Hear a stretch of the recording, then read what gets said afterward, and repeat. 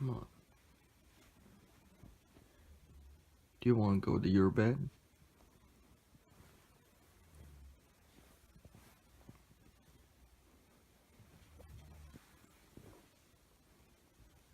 Come on.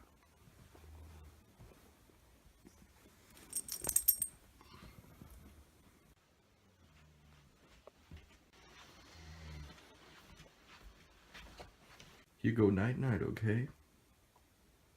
Kinda. Got your puppy right here.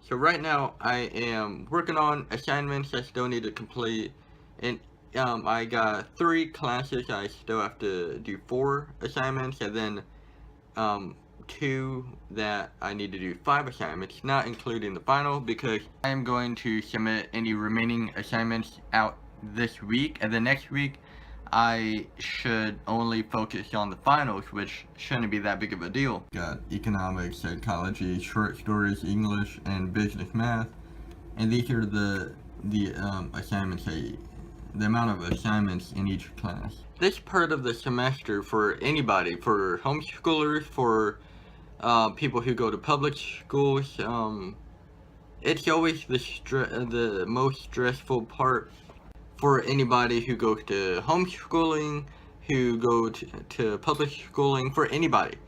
Just getting the excess amount of schoolwork out, submitting and turning in the remaining amount of homework assignments or assignments for a class that you need to turn in, it's stressful. And then, getting the finals out of the gate and submitted and passing, it just, I have, about 2 weeks to finish it all, to finish the assignments I need to submit and the finals. And I'm doing okay. If I submit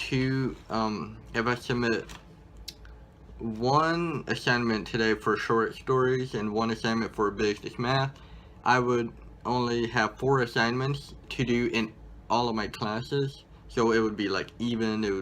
It wouldn't be that bad. It's only Tuesday, and next Friday I have to have my assignments done, including the finals, and then I get to wait until I graduate, which would be a relief just to finish all of the assignments I need to finish as of right now and just be done for a while. So I'm almost done with school. I have short stories in English that have 2 assignments left. The other 3 classes have about 3. Now what this means is that my business math teacher said that there's a couple assignments I can exempt from if I don't have time by the end of the semester. So technically I would only have 1 more assignment to do for that class.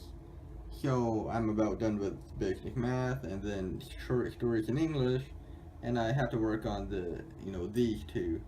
So I'm almost done with school right now. I got a couple assignments for 2 classes and 3 for the others. Business math, I technically have 1 assignment though, as you saw in the previous clip. So basically what I'm going to do after finishing school is take a breath, obviously, and relax, because this week has been stressful trying to get excess amount of schoolwork out of the gate, and then next week I have just finals to think about.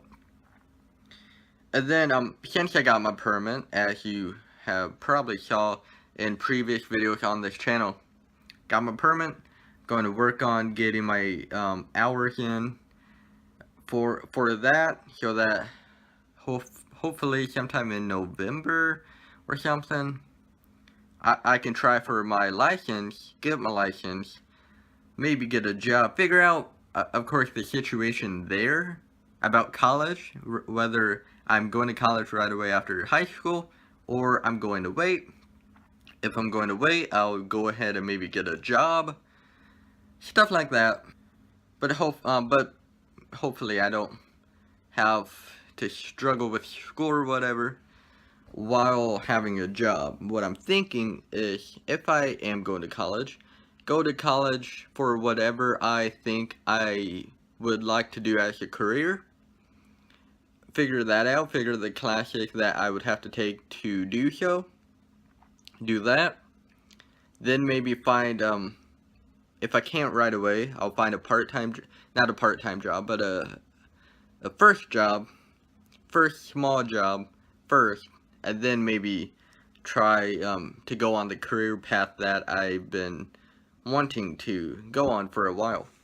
My blood sugars have been really good lately. I had a 151 blood sugar number this morning for breakfast, and then 106 for lunch. I did go low a little bit ago and ate a protein bar, which are right here. Protein bar. And yeah, this week has been pretty good number-wise. And I think I may have another diabetic doctor's appointment in June, so next month. And according to my numbers recently, I think my A1C is going to be really good. So basically, for those of you that aren't diabetic, an A1C is the number you get based on the blood sugar numbers you've had over the course of 3 months. So if you have really high, extreme blood sugar numbers, your A1C is going to be high, and that's not good. About 8 or 9 is kind of where you don't want to be. You know, 6, 7 is kind of your area to where, you know, you want to stay in that general area. So you want really normal and good blood sugar numbers for 3 months prior to the doctor's appointment. And yeah, my A1C number has been kind of good, kind of normal, for a couple of previous appointments. So I've noticed lately that the AC vent seems to have trouble sometimes kicking on. Like when it comes time for the AC to kick on, it'll kind of have this high-pitched sound that goes on for a while until it finally decides to kick on. And I've noticed that, like, we've lived here for like about 9 years, maybe, you know, 8, 9 years. So, and this house this house was built in the 70s, I think. So it's relatively an old house, and we've lived here for a long time, and a bunch of stuff is falling apart and just looks terrible. And I'll show you an example of that. These drawers have there was a front to them, and basically what the construction people did when building this house was super glue the drawers together instead of like screwing them on or nailing them on. So eventually it would just give out and collapse to where it's like this. So we have water damage in here under the sink. Let me show you right here. You see? We have a bucket right here because this part of the sink leaks. And so we have a bucket right here. We have towels right here. This is the underneath of the sink, and it looks terrible, disgusting. There's multiple holes throughout this house, and this is one of the examples of that. We got, you know, this right here that's been here ever since we moved in. So we have this hole right here that was technically caused by me opening the door and having the doorknob, let me show you, like this, and then I kept on turning it, which essentially caused this hole. And we also have this where the closet is like not attached to this part, the frame, so it kind of hangs like this and is low like that. Also caused by me, but that's beside the point. We also have this hole right here that was caused by my stepbrother. Will crash throughout this house as well, and that's another example of that. Floor is dirty in the kitchen and it just looks terrible. Also right here in front of the sink, you may not be able to tell, but the floor is caving in, where the I think the water damage under the sink may have caused that, and you can just feel it when you walk over it that the floor is caving in, and you know. We also have this big crack in the laundry room. Been here for a few years. And then we got this.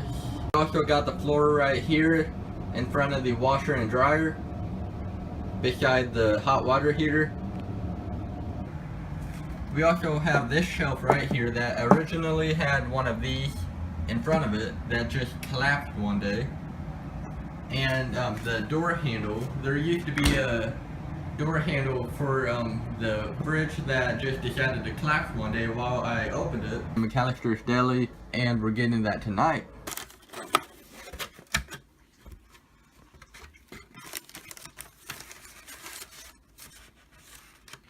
Very cool. Or in your pocket. Yeah. So he's gonna open up. You love the wallpaper? And finally we learned that. Thanks for watching, everybody. We'll see you next time.